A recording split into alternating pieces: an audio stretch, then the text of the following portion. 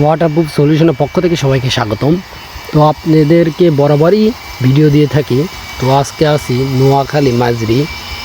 এটি একটি দেখতে পাচ্ছেন ড্যামেজ একটি বিল্ডিং, অত্যন্ত ড্যামেজ একটি বিল্ডিং, 2000 স্কোয়ার ফিটের একটি বিল্ডিং।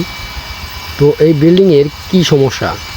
মূলত সমস্যা হচ্ছে নিচে যে আপনি প্লাস্টার করছিল সেই প্লাস্টার ঝরে গেছে, এমনকি কালারও কিন্তু ঝরে ঝরে পড়ে গেছে। আপনাদেরকে এর আগের ভিডিওগুলোতে আমরা দিয়েছি যে ভিতরের যে কাজগুলা আর কি হয়েছে সেইগুলা আমরা দিয়েছি প্রত্যেকটা ভিডিওতে।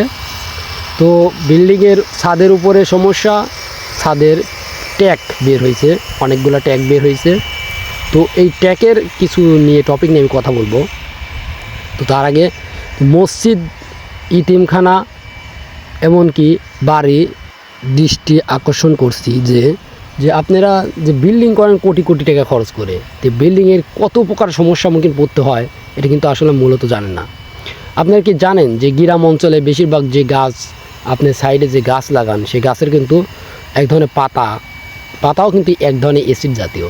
যখন এই গাছের পাতাটা আপনার ছাদের উপরে যখন পড়বে তখন দেখবেন পানি বা কিছু বৃষ্টি পানি হোক বা আপনার কুয়াশার পানি হোক, এটা যখন পড়ে গাছের পাতার উপরে তখন কিন্তু পাতাটা এক ধরনের ময়লার মতো হয়ে যায় বা পচে যায়।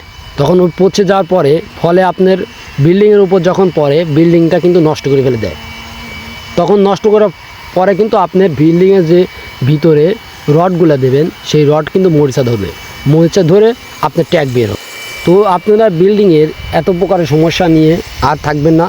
তো এখনই যোগাযোগ করুন 01799009489। আমাদের ফেসবুক পেজ আছে, ইউটিউব আছে, লাইক কমেন্ট শেয়ার করে অন্যজনকে দেখার সুযোগ করে দেবেন।